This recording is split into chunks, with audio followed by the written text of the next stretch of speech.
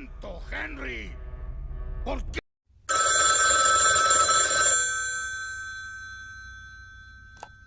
Yeah. Bro. Did you say what's added to your comic?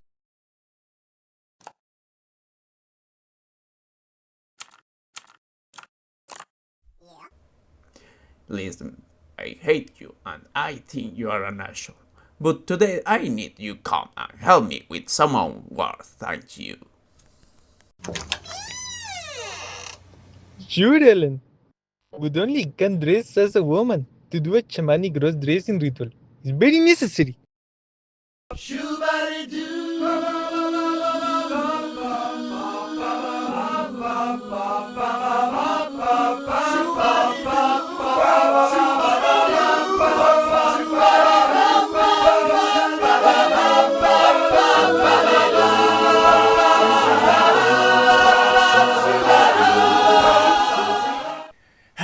Sí, definitivamente Man of Steel será la película más legendaria. Quizás podamos recortarle algunos minutos innecesarios de Krypton o cambiar el por qué Lois Lane entra a la nave kryptoniana con algo más lógico. ¡Ah! ¡Mi ano! ¡Esto afectará mis franquicias! ¡Ah! ¡Auméntele 30 minutos! ¡A Krypton! ¡Ah! ¡Que Doomsday parezca una tortuga ninja, Jesucristo! ¡Ah!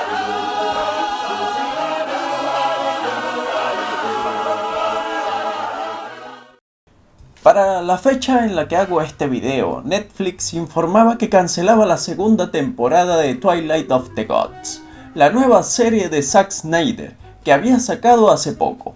Otra, como Rebel Moon, como Army of the Dead, dándome cuenta que en menos de una década ha acumulado la para nada envidiable cantidad de 4 universos fílmicos cancelados, dando un total de 6 si cuento desde sus inicios en los 2000. Un director con un estilo marcado y reconocible en la década de los 2000, pero que al mismo tiempo era el común de los directores de películas palomiteras y blockbusters de los 2000. Ya lo dije en un video pasado, cámaras lentas y slow motion por doquier, frases épicas pero insustanciales y 50 filtros oscuros. Lo viste en Inframundo, lo viste en Resident Evil y en muchas otras cintas y ninguna la hizo Snyder. Pero de cierta forma logró tener algo que lo destaque de entre los demás, y vino a mantenerse fiel a su estilo hasta la actualidad, haciendo que uno pueda reconocer sus películas apenas inician. Y me surge la pregunta, ¿por qué fracasan los universos de Snyder? Quiero aclarar que a diferencia de lo que un grupito de asociales con olor a culo debe estar pensando, no odio a Zack Snyder. Y que de hecho me parece un tipazo, aunque sí odio a su fanaticada de una de sus franquicias fallidas. Y sí, algunas de sus películas. Eso no evita que haya disfrutado alguna vez de su cine. Se hace una serie de malas decisiones por parte de Zack, la mano de los ejecutivos codiciosos, o simplemente el no congeniar con el público en general. Vamos a ver qué es lo que puede fallar en los universos que plantea Snyder, y que desde mi perspectiva, todos nacen de una misma raíz. Snyder no sabe contar una historia, pero vamos por parte, ¿les parece? ¿Cuál es como tal el primer universo que fracasó? ¿Y cómo no iba a ser de otra forma? Y es el que ni siquiera sabíamos que era un universo. Algunos ni siquiera podrán creerlo, y menos decir que fracasó, siendo esta una de las películas más afamadas del director. ¿Cuántas veces no la habrás visto con censura extrema en un canal público? La favorita de nuestros padres junto a las de la morsa Steven Seagal. Y muchos se sorprenderán que les diga que trató de tener una secuela, que algunos me van a decir que no cuenta porque esta no la dirigió Snyder como tal. ¿Quién sabe qué pasó ahí? Posiblemente entre las diferencias creativas con la producción, o quizás porque durante ese momento tenía entre manos la creación del DCEU. Pasó entonces a ser parte de la producción y la creación del guión, trabajo que dividió con Frank Miller, el escritor del cómic. y la dirección pasó a Noah Murrow, un director israelí, con solo una comedia común y corriente en su filmografía.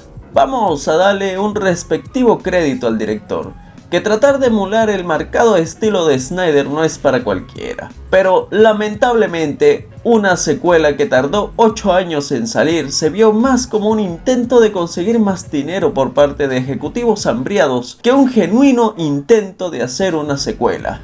Algo que se nota a pesar de las escrituras y participación de un Frank Miller, que deben entender que no debe ser fácil escribir un guión cuando se tiene una enfermedad degenerativa como la suya. Y como dije, junto a Snyder se puso a experimentar en el guión, haciendo que esta película funcionara de precuela y a la vez de secuela, y a la vez de una historia paralela a la primera película, formándose así una trama que se desenvuelve antes, durante y después de la de 300. Así nació 300, el nacimiento de un imperio, a pesar de todas las enfermedades e inconvenientes. Para la primera, Leónidas, un comandante del ejército espartano, liberando una feroz batalla contra los ejércitos persas de Jerjes, en la batalla de las Termópilas.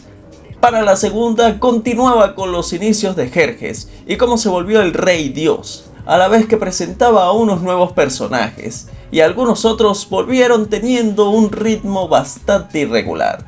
Temístocles, un hombre común que escala hasta volverse el líder, ahora de las flotas de Grecia, o del lugar que sea, ya ni me acuerdo. Y a pesar de que recaudó bien, la segunda no fue ni siquiera una parte de famosa o importante de lo que fue la primera, y los planes para la tercera fueron más que polémicos, ubicándose ahora entre la conquista de Alejandro Magno y cómo este le quería quitar los territorios a Jerjes y a los árabes.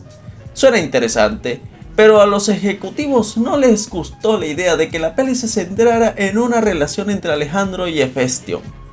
El mismo Zack la definió como una hermosa historia de amor, con algo de guerras y sangre. Por lo tanto, Blood and Ashes, como era que tenía pensado que se llamase, quedó suspendida. Y de cierta forma puedo entenderlo. 300 es una saga que muchos asocian a la hipermasculinización.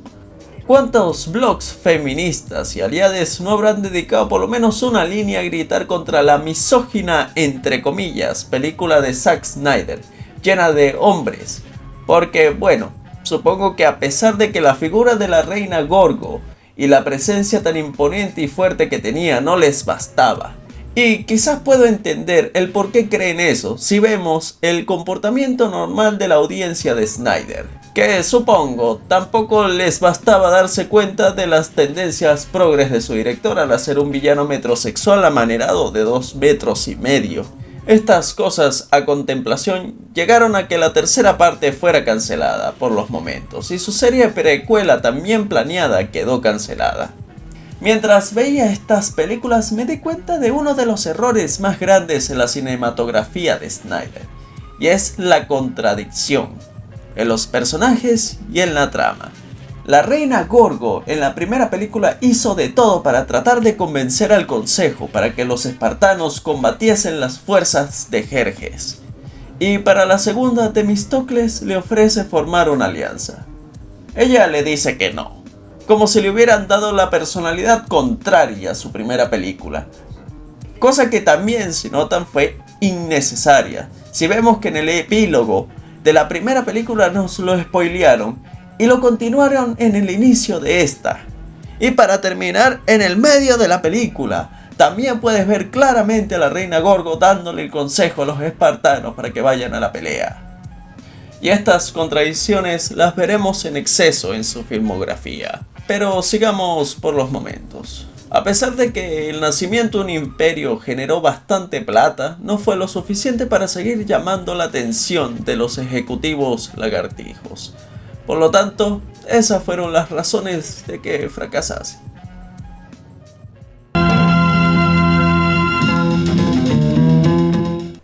Cajol.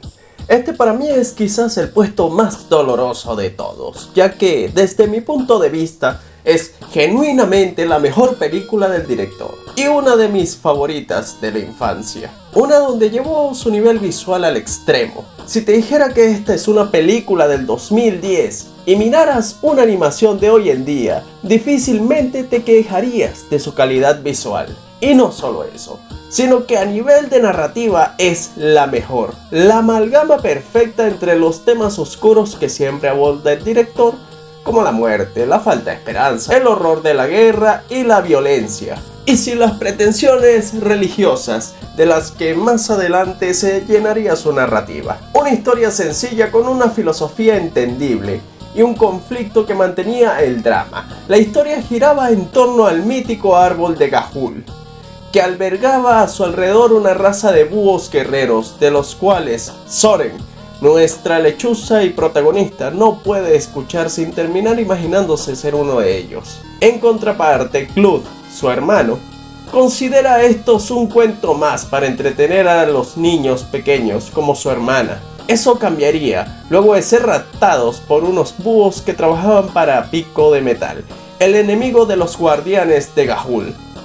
El plan original era adaptar los libros de los guardianes de Ga'Hoole, valga la redundancia, escritos por Kathryn Lasky. Es una gran saga de libros que estoy empezando a leer y que aprovecho y se las recomiendo bastante. Pero después de todo lo dicho, ¿por qué falló? Tenía las condiciones ideales para hacer una super franquicia cinematográfica, apoyo de un gran estudio, una saga de culto con seguidores e historia ya escrita con extenso y excelente world building. Pero entonces, justamente salió a competir en la misma década en que Crepúsculo llegaba con su parte 2. 007 con Skyfall. Y en el terreno de la animación la cosa se puso más dura, porque en ese momento DreamWorks sacaría Cómo entrenar a tu dragón, haciendo que se desplomase la recaudación, y no fracasó. Pero de los 80 millones que costó hacerla, solo recaudaron 140 millones. No es una mala cifra, pero sí una muy tibia para lo que se tenía previsto que debía de generar para sacar una trilogía. Y no ayudaba que la crítica se la estuviera comiendo viva en su momento al acusarla de demasiado oscura y tétrica para los niños, y a la vez de que pecaba de poco original. Los productores se dieron cuenta que quizá este enfoque serio no generaría ganancias más adelante, por lo que cancelaron esta historia, dejando un final frustrantemente abierto, que sí merecía aunque sea una segunda parte para finalizar la relación y conflicto entre Cloud y Soren. Al final de la película había empezado un conflicto entre los hermanos, Cloud ahora parte de esos guerreros de metal y Soren siendo un guardián de Ga'Hoole. Lamentablemente nunca llegamos a ver este final. Pero que son apenas unos casi 20 años, ya saben. Restore the Snyder Ga'Hoole-verse. Por lo tanto, ¿qué fue lo que fracasó en este film? Calculándolo así, realmente yo digo que fue quizás la poca o nula originalidad que había. Quizás fue el pecado que cometió Snyder, o quizás, solo quizás por una vez, puede ser que sea obra y gracia de los ejecutivos lagartijos, ¿cierto? Sí, esta va a ser la única vez que actúen, ¿verdad? O quizás no. Esto nos da paso para hablar de otro universo fracasado, que a la vez no lo fue.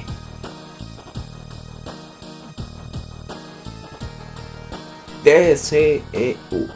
Sí, quizás soy yo buscando pleito de nuevo. Sí o sí debía echar sal a la herida. Ya dediqué todo un video a la parte principal de este universo, pero siempre puedes sacar más de lo que salió mal. Aquí es donde la maldición anal de verdad hizo estragos. Si creen que mis críticas fueron duras o ácidas, no vieron a los críticos de aquella época cuando salió Man of Steel y el DCEU. No perdonaron ni siquiera la acción, acusándola de que llegaba a un punto que sin respiro se volvía agobiante y poco se entendía lo que pasaba en cámara. No perdonaron la actuación de Henry Cavill, casi inexpresiva, como un bot que solo tiene 3 expresiones faciales, con pocos tonos emocionales y sin matices, donde solo parece que puede estar entre normal y triste, pero no hay espacio para el optimismo y la esperanza, que es parte del personaje.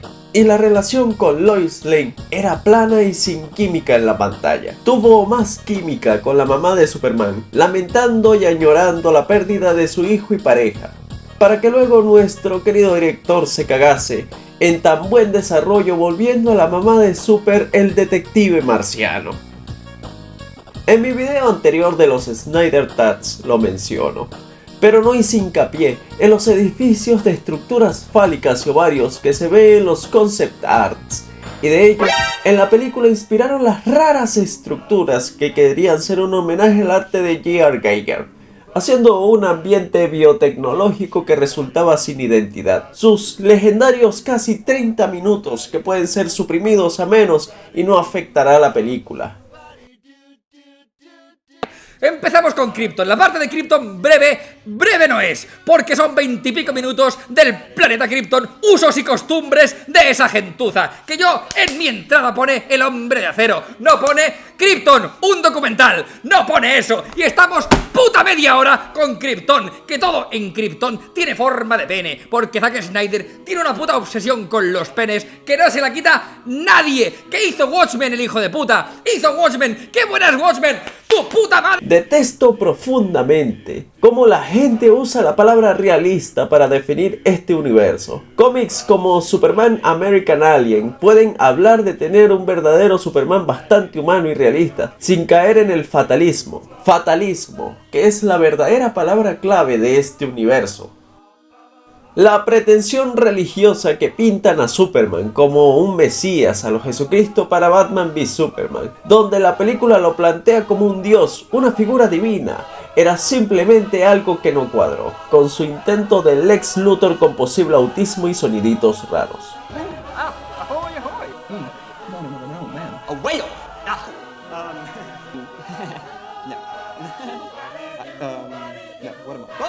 Aquí tengo que hacer un pequeño espacio. En mi video anterior varios me contestaron mandando videos con gameplay de Batman Arkham Knight de fondo, sobre que si Superman en los cómics tiene referencias religiosas, y que por eso es que las películas están bien. Y no estoy para nada de acuerdo. Sí, en los cómics hay referencias religiosas, desde el origen, siendo que el viaje de Superman de Krypton a la Tierra es una referencia al viaje de Moisés por el río Nilo. Y sí, Kingdom Come usa versículos bíblicos y se apoyan en la representación de estos como un recurso narrativo. Y eso es simplemente épico. Y así podríamos seguir con cientos de ejemplos, dando a la idea de un Superman que usa tintes religiosos. En contraposición tenemos a Snyder mandando a Cavill a hacer la Jesucristo Pose 3 veces y ponerle vitrales religiosos de fondo en una conversación con un cura para decir: mira bro, esta es profunda, es religiosa, es interesante, mírame. Una es un elemento que se usa para la narrativa de la obra de manera orgánica y sirve para reforzarla. El otro solo pretende lo anterior pero fracasa. Si lo eliminaras de la obra quedaría justamente igual, y hasta mejor porque por lo menos no quisiera fingir una profundidad que no tiene. Además, objetivamente los cómics de Superman a veces también son bastante pretenciosos, con la temática religiosa sin motivo. Curiosamente, era el universo que más tuvo éxito a nivel monetario, pero la crítica no congenió con la visión de Snyder. La crítica lo devoró, una tras otra salida. Y Batman v Superman fue la que se llevó la peor parte. Si nos ponemos a recordar que se ganó 5 premios Razzie seguidos. Más éxito tuvo los que trabajaban en base a lo que hizo Snyder, pero no eran Snyder. Y vaya que tuvieron éxito. Aquaman tuvo una recepción 10 veces superior a las demás entregas. Tanto así que planteó un lore de las profundidades marinas, a un nivel donde James Wan, el que hizo Saw, quería explorarlo en el spin-off de The Dipper. Para la Mujer Maravilla tuvo casi la misma suerte, dejando de lado que es un plagio descarado de Capitán América, el primer Vengador. Durante una temporada nos hizo creer que Gal Gadot era una buena actriz. Kal-El, no!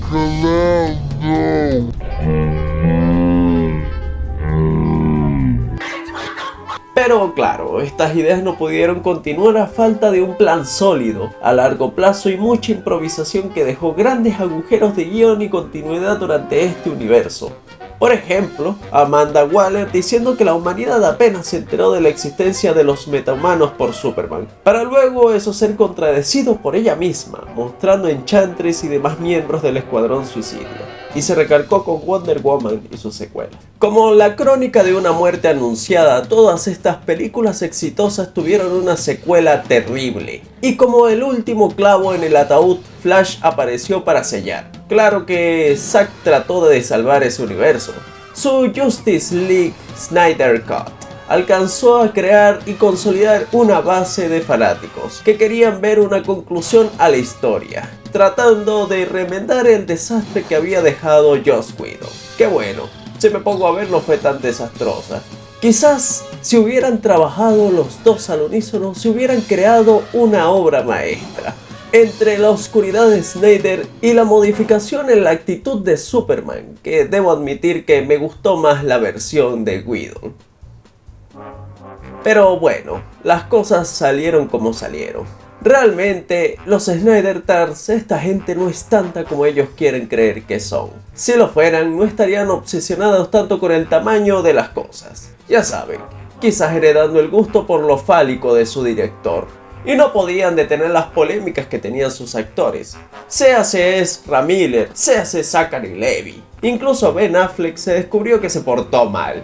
Y la falta absoluta de rumbo y ritmo que tenía este universo se notaba no iba a llegar a ningún lugar. Vale dar una mención especial a sus queridos ejecutivos de Warner. Imagínense un director que no entiende la esencia de lo que se escribe, unido a unos ejecutivos que no solo no les importa la esencia, sino que apenas y lo entendían, y solo les importaba que de estos enmayados saliese jugosos dineros. Así, apuraron a Snyder para tener su universo cinematográfico listo y hecho a las patadas, donde Marvel, para reunir a sus superhéroes, se tomó años para presentarlos por separado, para luego unirlos en fases, para llegar al clímax que fue Avengers Endgame. DC quería lo mismo, compastado como un mojón, y sin mucho respiro y tiempo para una buena y decente planeación. Pensaron que con solo poner directores de renombre a cargo como Snyder y Nolan bastaba, y aún así, sí hubieron veces que les negaban sus ideas a Snyder, algunas veces con sentido. O sea, a un Doomsday Jesucristo difícilmente alguien sano de la mente le diría que sí.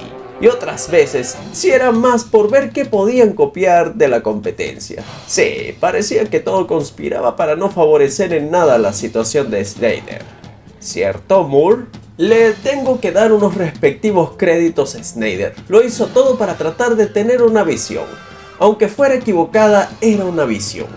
Que los ejecutivos se cagaran en ella es cosa aparte. Tenía a tremendos compositores como Hans Zimmer y por supuesto un gran equipo de cámaras, efectos especiales y diseñadores de vestuario que hizo que visualmente a veces estuvieran buenos. También de tener un casting casi perfecto.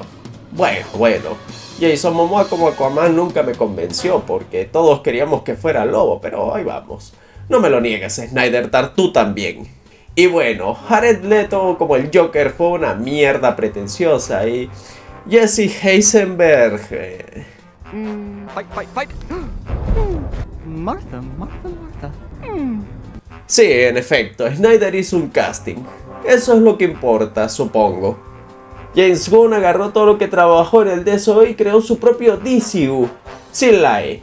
Uno con juegos de azar y esperanza. Que bueno, ya todos sabemos el resto de la historia. Sus enemigos jurados dedicarán el resto de sus miserables vidas a hacer edits con inteligencia artificial donde muestran su homofobia y sus tendencias homoeróticas al mismo tiempo.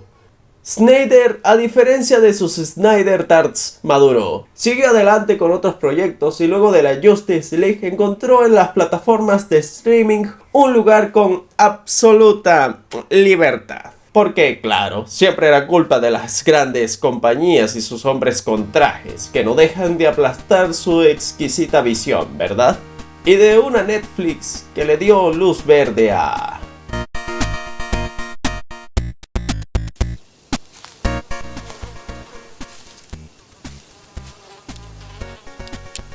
Menudo montón de mierda. A partir de lo que fue el DCEU, van a notar completamente cómo todos los trabajos de Snyder son enteramente escritos, producidos y dirigidos por él, sin la supuesta mano diabólica de algún tipo con traje que interfiera. Había altas expectativas en este proyecto. Armada de los Muertos era, de cierto modo, una secuela espiritual de su legendaria Amanecer de los Muertos de los 2000, que inició la carrera cinematográfica de Snyder, aunque no tuviera nada que ver.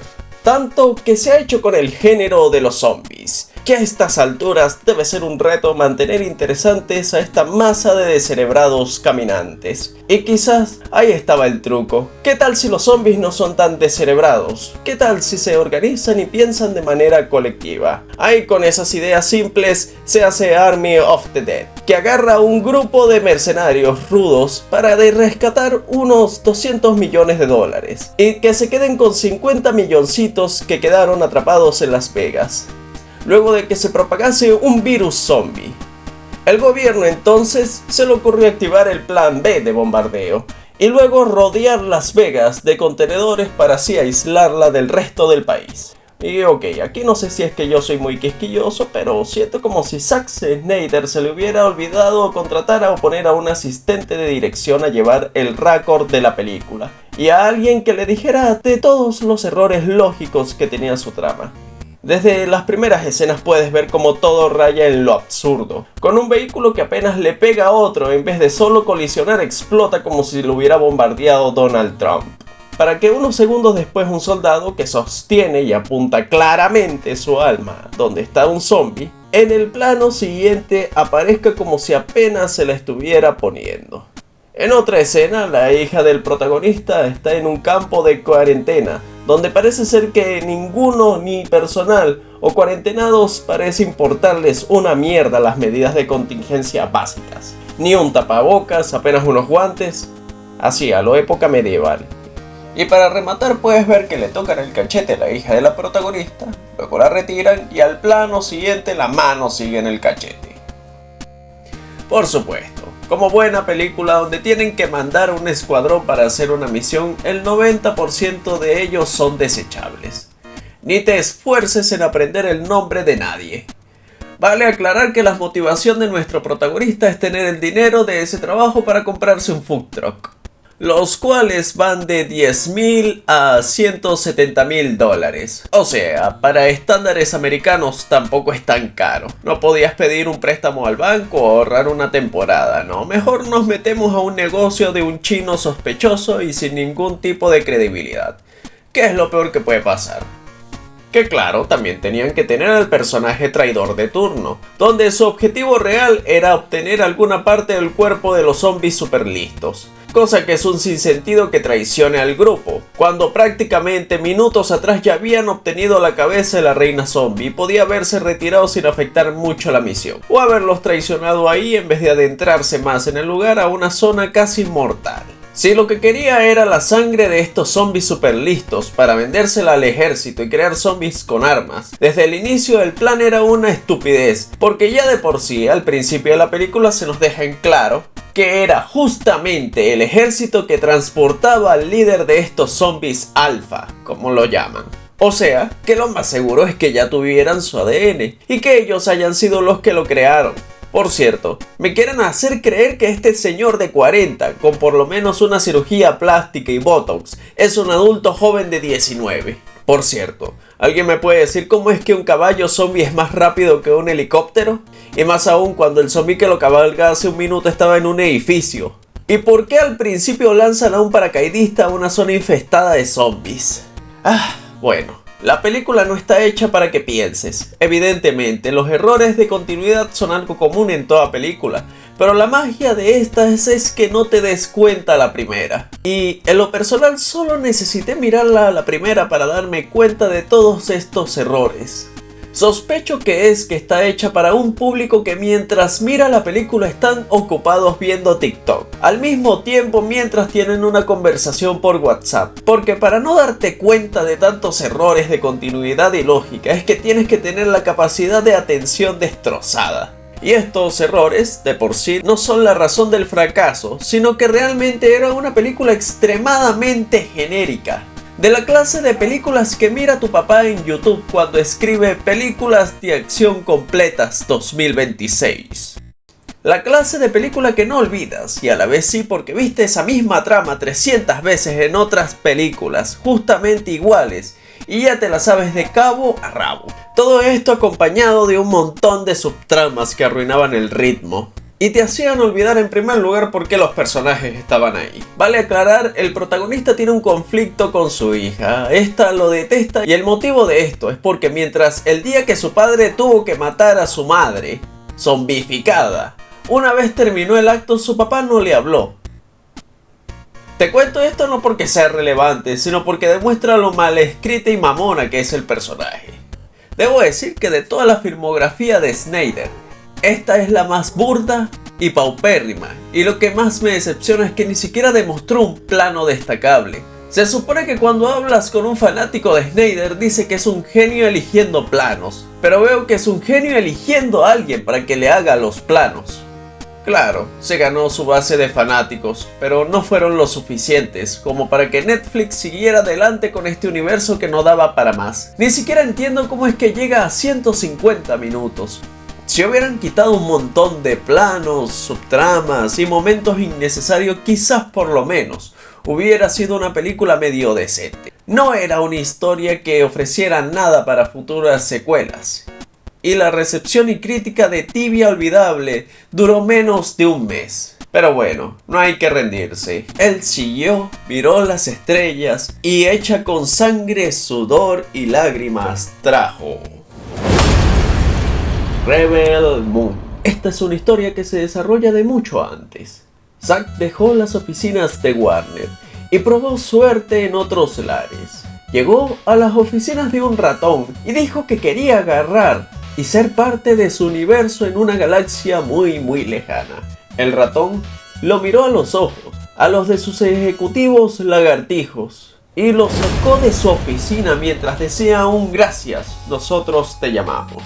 El ratón, entre sus lesbianas espaciales mal escritas y sus cambios arbitrarios al lore, no tenía espacio para que viniera el pequeño Zack y arruinara su historia. Él podía hacerlo solo. Ese día algo cambió en el pequeño Zack y fue años después hacer un trato con el diablo, alias Netflix. Y así nació Rebel Moon, vendida como el Star Wars Killer, la nueva saga de ciencia ficción que traía una propuesta adulta para la ciencia ficción. Prometía un universo extenso lleno de acción, romance, historias adultas y por supuesto, como está hecho Snyder, mucho Sexo, sexo, sexo, sexo. Creo que de todos los proyectos era el más ambicioso de Snyder, ya que a diferencia del DCEU, que ya venía de una base hecha de hace décadas por otros escritores y directores de cine, este pensaba hacerse desde cero, de su propia mente y sin el límite de la censura para adolescentes del ratón. Agarró la trama de 7 samuráis de Kurosawa, de unos caballeros samurái que se unen para defender un pueblo débil y pobre, pero se le olvidó agarrar lo que lo hacía interesante, sus personajes. Le puso un poquito, plagió, de Warhammer 40.000, una pizca de Star Wars y bueno, le salió algo que no tenía la identidad de estas tres. Los personajes aquí, o más bien dicho, los estereotipos, son los que ya has visto en toda película de Hollywood. Tenemos a la Gamora fuerte independiente que no le gusta la idea de casarse y ser monógama. Tenemos al Han Solo de Temu, a una asiática samurái, un Tarzán que estoy seguro le gustan los femboys. No tengo pruebas, pero tampoco dudas. Un negro antiguo general traidor al imperio caído en desgracia y a un montón de personajes olvidables representando minorías. Como en Army of the Dead, de nuevo no me pregunten los nombres, que aunque lo repitan 10 veces no los voy a recordar. Es más, no creo que su director los recuerde. Los malos malosos son malos malosos, no hay grises ni matices. Lo cual es curioso para un director que le encanta llenar todo de grises y filtros oscuros. Pero no solo es lo genérico de la trama, sino por lo tortuosamente lenta que es el desarrollo de la misma. Ya que la historia de la película se toma la para nada módica cantidad de 1 hora y media, nada más en reclutar a los personajes. Por supuesto, mucho de esas horas, como no había de otras, son cámara lenta para momentos supuestamente épicos. Pero desde mi perspectiva no entiendo qué le pasó a Snyder, que después de su corte en la Liga de la Justicia, su habilidad para manejar la cámara lenta en escenas de acción desmejoró bastante, eliminando todo intento de dinamismo en sus películas con un tempo pobre. En fin, creo también este es uno de los errores más grandes de la película, es que rompe la regla sagrada del cine. Muestra, no expliques.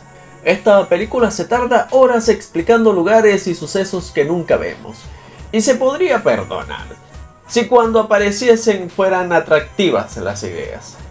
En los primeros minutos de Star Wars se mencionan sucesos de qué fue lo que pasó con Anakin y cómo terminó volviéndose un Sith.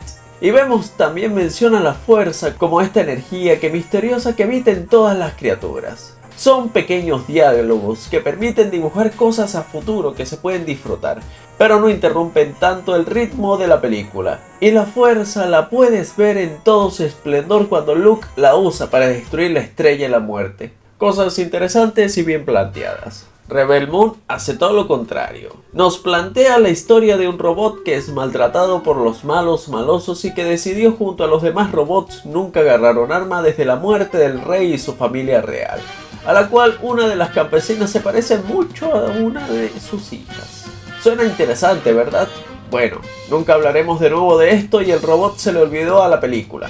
Si querías competir con Star Wars, por lo menos pudo haber hecho los personajes visualmente más atractivos, como los hizo Lucas. Una gran parte de Star Wars era el atractivo visual de sus personajes. Los atuendos y el aspecto hasta de los personajes de fondo era tan llamativo que hasta tenían sus propias wikis dedicadas a ellos. Pero en Rebel Moon difícilmente alguno llama la atención. Ni siquiera la protagonista tiene algo visualmente destacable. Solo los malos malosos y el comisario, que es un calco de los comisarios espaciales de Warhammer 40.000, llaman mínimamente la atención. A pesar de ser una película de ciencia ficción, no hay ningún elemento destacable de en esta película. Nada que lo haga icónico para que se diga que esto es sci-fi. Es decir, en Star Wars tienes la fuerza, los sables láser y demás vainas. En Warhammer 40.000 tienes los Space Marines. En Star Trek tienes, qué sé yo, las cejas de Spock.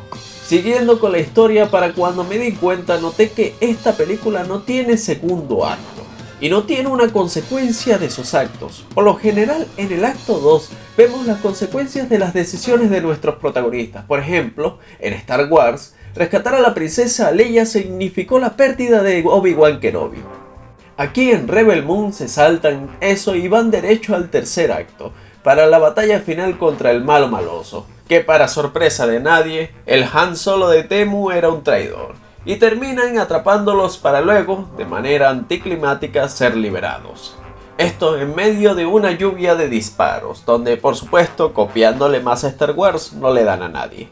Por supuesto, Zack sacó una versión extendida donde en sus propias palabras haría de Rebel Moon una película casi diferente. Era lo mismo con todo lo ya mencionado, pero con más incoherencias, igualmente con el peor slow motion jamás usado. Usualmente el fanático acérrimo de Snyder está acostumbrado a consumir cualquier mierda sin siquiera reflexionar si es verdaderamente buena. Aquí incluso ellos dijeron que se había excedido. Sacar la parte 2 para luego sacarle también otra versión extendida donde lo cambiaría todo, nos demostró que el problema no eran siempre las grandes compañías oprimiendo su creatividad, sino que Zack no sabe medirla. Zack trata las películas como si fueran un videojuego, donde para la versión extendida quieren parchear la película con más escenas que también muchas veces deja más incoherencias en el camino. El gran añadido son groserías, desnudez, sangre y por supuesto, como no había manera, Sexo, sexo, sexo, sexo, sexo. que esa es otra cosa que hasta ahora no había mencionado, pero alguien me puede decir por qué no puede estar una película sin meter algún detalle innecesariamente sexual. Hasta Army of the Dead iba a contar con un zombie con un juguete de plástico, ya sabes de cuáles. Pero en esta la primera escena abre con una referencia a una parada productor femenino, por no decir la increíblemente incómoda escena del almirante Atticus. Ay, mírala cómo llora. Ah, no, lo está disfrutando, qué perra. Casi 6 horas, donde estas verdaderamente no se agrega nada destacable que haga que la crítica cambie mucho. Por alguna razón, lo que más codician los malos malosos son los granos. Así es, por eso es su tan gran conflicto, por comida.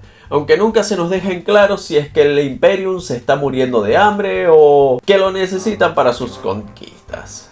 Y si lo hicieron, perdón, pero no me di cuenta. Soportar explicaciones verbales en un universo que trata de ser entre comillas rico en contenido no es funcional que estés a cada rato explicándolo.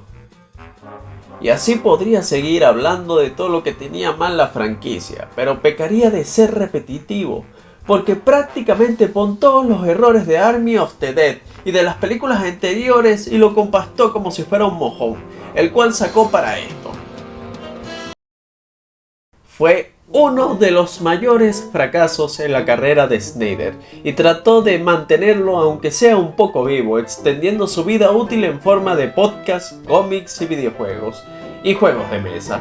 Pero nada, el universo que planteó no había ni siquiera llamado la atención. Murió silenciosamente. Llegamos al final y solo veo una y otra vez los mismos errores. Y por supuesto su obra final tendría esto mismo. Cuando empecé la serie vino a ser una verdadera sorpresa. Quizás a mi gusto, por fin una serie con algo de calidad. O quizás de recibir tantas descargas de series paupérrimas, terminé creyendo que encontré algo decente. Contaba la historia del rey vikingo Leif y su prometida Sigrid, una mujer mitad gigante de Jotunheim, a los cuales el día de su boda, a Thor, el dios del trueno, y su hermano Baldur les picó el culo y decidieron meterse a la ceremonia buscando a Loki. Como no les creyeron a los gigantes que no estaba, bueno, Thor los hizo cenizas. Leif y Sigrid se salvaron de ñapa. Entonces Sigrid juró venganza y es ahí cuando aparece Loki para ofrecerles una oportunidad para vengarse de Thor y Asgard. Así inician un viaje a Vanaheim, el cual debe ir reclutando un grupo de... ¿Dónde vi esto antes? Ah, sí. Es como si hubiera agarrado Rebel Moon y lo hubiera hecho de nuevo, solo cambiando la protección de las tierras por venganza contra los malos malosos de turno. Y de nuevo, debo decir que por lo menos se aseguró esta vez de hacerlos un poco más interesantes. Un poquitín, nada más. Porque sí, creo que Snyder se equivocó de rubro y debería ya para este punto dedicarse a los videojuegos, ya que para él la trama y la historia de los personajes es solo una excusa para ver escenas de acción y cosas de adultos. Cosas que esta serie llevó a un nuevo nivel, donde ahora en todos los episodios hay una escena para adultos. Algo me dice que Snyder espera que vea sus productos con un pote de vaselina al lado. Me acabo de dar cuenta, Zack Snyder literalmente agarró la misma trama por tercera vez, los mismos protagonistas, la misma escena alrededor de un fueguito que él entiende por desarrollo de personajes. Lo que conoce Zack Snyder por historia y trasfondo de los personajes es que se sienten y todo el mundo venga y empiece a narrarte y a explicar a detalle por qué hacen lo que hacen y el por qué es que siguen a los protagonistas. Y siguen como si nada, no hay un desarrollo real para casi ninguno, te tiran toda esa información de manera bruta. El Metal Gear Solid de PlayStation 1 tiene más naturalidad a la hora de dejar detalles en pequeños diálogos para que poco a poco los personajes fueran relatando sus motivaciones para estar y actuar ahí, siendo como las del poeta o el enano muy pocas, pero ¿qué más da? Solo 3 de estos principales son relevantes, y por personalidad es casi lo mismo, me tienen que ir diciendo casi cada episodio la mujer fuerte, independiente y fuerte que es Sigrid, a cada rato, de la manera más palurda. Leia Organa, Ellen Ripley o Samus Aran no tenían que ir por ahí gritándome lo fuertes y valientes que eran para que yo me diera cuenta. Pero bueno, el 90% de las películas de Netflix te tienen que gritar a la cara la personalidad de sus protagonistas para ver si lo entendiste. Hablando de falta de personalidad, prepárense para ver a los diseños de dioses mitológicos más insípidos que se les pudieron haber ocurrido. Thor es un bárbaro sin nada destacable. Balder es literalmente un Silver Surfer de Temu, en color dorado, que no te enteras de que es Balder si no te lo dicen. Sabes, el hecho de que sea el dios de la luz no significa que tenga que hacerlo brillar. Ahí tienes God of War Ragnarok. Y el que más me decepcionó fue Odín. El más intimidante de los dioses debería ser a la vez el que expresase esa sensación con solo su presencia. Jack Kirby hacía mejores diseños de dioses nórdicos con un lápiz y fumándose un habano que Snyder con todos los millones de Netflix. El único que se salva de esto es Loki, pero uno solo de como 20 personajes no bastan. Entiendo que la serie haya querido seguir un estilo minimalista para abaratar costes, pero saben, Genndy Tartakovsky sabe hacer diseños icónicos y a la vez minimalistas, y tampoco eran para que fueran también minimalistas sus personalidades. Tenemos a la mujer fuerte independiente, al esposo de la mujer fuerte independiente que nos lo recuerda siempre a cada rato, el poeta sumiso y promiscuo, la bruja MILF, el furro esclavo de la bruja MILF, la mujer que representa a las minorías, siendo afro, bisexual y mágica, y que debe ser étnicamente inexacta en su contexto. Y creo que por ahí había un enano, una mujer fuerte y empoderada más, pero no es relevante. Llegamos al conflicto final con grandes agujeros de guión. Una guerra épica entre los reinos y las tropas que logró reunir nuestro grupo y Odín y sus dioses, dejando, como es la costumbre de Snyder, incoherencias de guión y subtramas sin completar. Pero lo que se lleva el premio, y de verdad me confirmó que Snyder no lee lo que escribe, es que al final de la obra, cuando Sigrid pierde la vida, es mandada al Valhalla. Cosa que contradice lo que capítulos antes pasó, porque cuando conocieron al enano, él les ofreció armas místicas que para obtenerlas solo tenían que darle sus almas a Hela o algo así, lo que evitaría que llegasen al Valhalla y se fueran directico al Helm, cosa que le pasó a la mujer fuerte independiente cabello blanco minutos antes. Por cierto, ¿qué antagonista tan inútil era Odín? Su máxima relevancia viene de que la hechicera con poderes convenientes de ver el futuro haga que Odín mire el fin de su cultura y la llegada del cristianismo y la sociedad moderna, en una escena bastante interesante y entretenida. Supuestamente esta parte final está basada en el Volus Pa.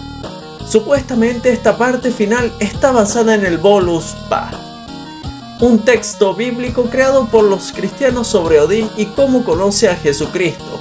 O eso quiero creer, porque a veces tengo la sensación que esta serie se hizo preguntándole a ChatGPT cosas de los nórdicos mientras las iban escribiendo. Posiblemente estos misterios se resolverán para la segunda temporada, si hubiera habido segunda temporada.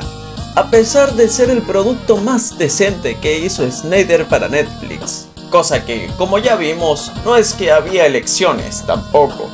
No completó las expectativas que se tenía para la serie, aunque fue número 1 en varios países. No parece haber llamado mucho la atención o ser el futuro fenómeno de masas que, de nuevo, por tercera vez, prometió Snyder. Era otra serie del montón de Netflix, entre ese catálogo monstruoso de series donde se pierde entre otras. Nada especial, más allá de otra bonita animación.